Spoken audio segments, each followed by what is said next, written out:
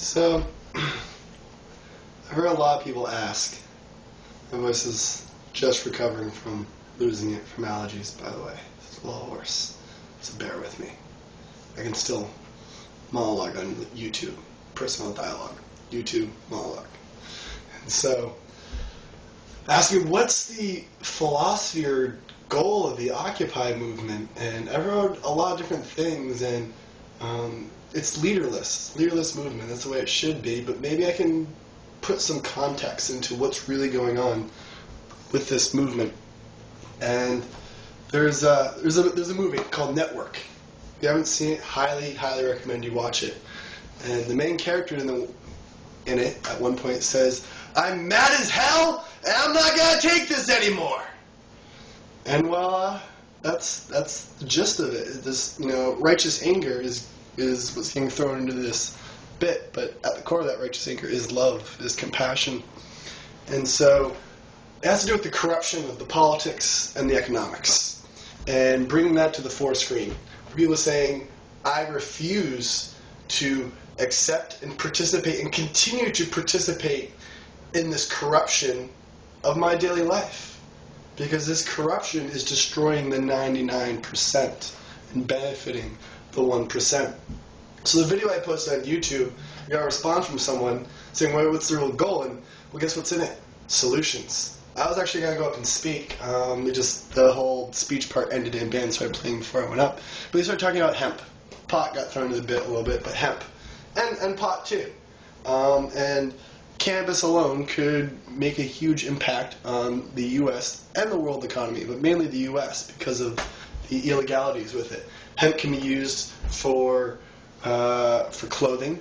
That's warmer when it's wet, when cotton isn't. You can grow it year-round to make paper. That was the main reason cannabis in entirety was made illegal, is because of how it can be used to make paper. It's a year-round crop. Doesn't need pesticides. Hemp protein is really beneficial to the body, and marijuana also has medicinal effects, along with recreational. But I'm just going to put on the board the medicinal effects. And so, I have a friend right now who's getting off 10 years of antidepressants, and he's on medical marijuana. It's the best goddamn thing he could be on, because the pharmaceuticals are also destroying us. There's corruption across the board. So let's talk about me. Let's talk about what I see in the Occupy movement and what I'm doing to contribute to this notion, to this philosophy. 60% of the world's economy is based in energy. So what am I doing? I'm fully participating in the free energy movement. Not the green energy movement, not those little fluorescent little swirly light bulbs that push out so much radiation that instead of they save us our energy bill at the cost of our health in terms of the EM radiation. The green energy movement is a joke. The most detrimental EM fields that are put out into the environment are the conversion houses for windmill farms. Because how they chop up the frequencies and cause high frequency spikes, which then are detrimental to the human body. So I'm in the free energy movement. The free energy movement is what's going to revolutionize the technology on this planet. The knowledge that I have right here challenges 60% of the world's economy. I am the greatest threat on this planet to the capitalistic structure, especially of the United States, and to the political structure. I'm saying this out loud because I'm a patriot, because I'm standing my ground. And I am one of the best goddamn things this country has going. What I mean by one is the one. There's a lot of people involved in the free energy movement. There's a lot of people occupying places around this country. And we're all about seeing the one. And that there's the 99% and the 1%, but really it is about the 100% and getting everyone on board with the same picture. That's where we are moving toward consciously. And so what I'm saying is we need to bring the corruption to the front of the screen, because the corruption is preventing my research and other people's research from coming to the foreground, where people have been killed, kidnapped, bribed. Never hear from them again. Corruption, corruption, corruption. It's all corruption. It's across the entire board. At the political level, the economic level, even at the social level, to how we interact with each other. there is a lot of corruption. And that is what's getting pushed to the front of the screen. So when that corruption goes away, we can bring hemp to become a cash crop like it was a century ago in this country, a staple in this country. We can bring new energy technologies, which Nikola Tesla had invented a century ago. I believe it was 1913 when the Federal Reserve was established, and the transfer of power went from the Freemasons, an idealistic society, to a group of capitalists. And this country started to go downhill. If it wasn't for that, we would have free energy. You will have learned about Tesla in school. Some of you did. A lot of us didn't. Hemp would have been a staple. We'd be wearing hemp clothing mostly instead of cotton clothing. It's more durable, has so much more beneficial properties. Corruption. People are protesting the corruption because the corruption is bringing down the economy. People are saying, you didn't try hard enough to get a job. What about the corruption that's preventing people from getting jobs, preventing new industries that I am representing right now, from taking off?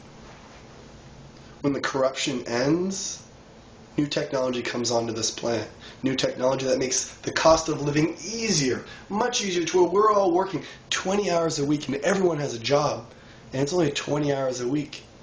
Because as technology expands and gets more implemented within our society, the cost of living goes down. Our work hours go down. That is the basis to theory. Yet work hours are going up and up. And debt is going up and up. So corruption is at the core of it. And recognizing the corruption and saying, I'm mad as hell, and I'm not going to take this anymore. Because I have a solution, and the corruption is preventing this solution from being implemented. A lot of us have solutions. A lot of those hippies on the streets who don't have jobs, guess what? They're free thinkers, and they have a lot to say, and they have a lot of solutions to the problem at hand. People just have to listen to them. But all the judgments aren't going to get us anywhere. So, for the people who don't see the notion of the Occupy movement, do you have a solution to our planet? Quantitative easing? Is that our solution? Print more money? Create jobs? Thin air?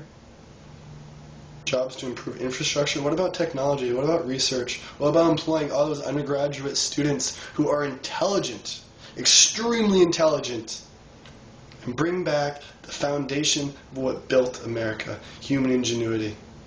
We have some of the most intelligent people on the planet for a reason.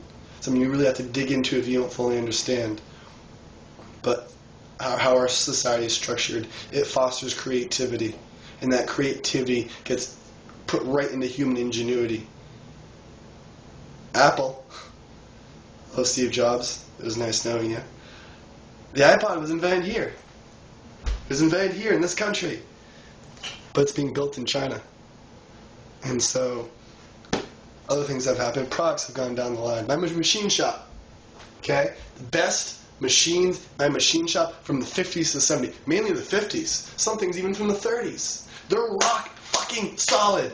Real iron, real steel, built right, built the way things should be. Good for another century.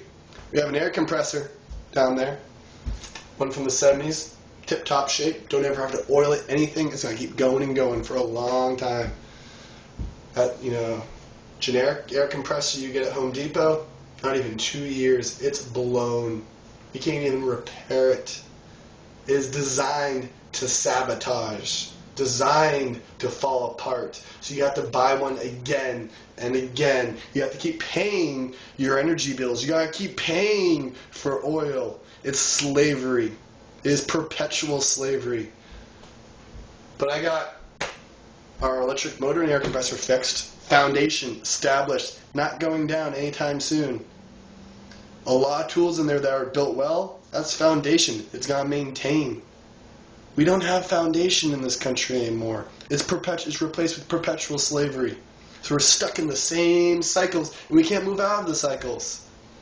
So what people are doing in the Occupy movement, they're saying, no, I refuse to let this cycle go on anymore, and I want to bring about a new cycle. New cycle based on truth, on compassion, on community. Freedom is at hand, people. Namaste.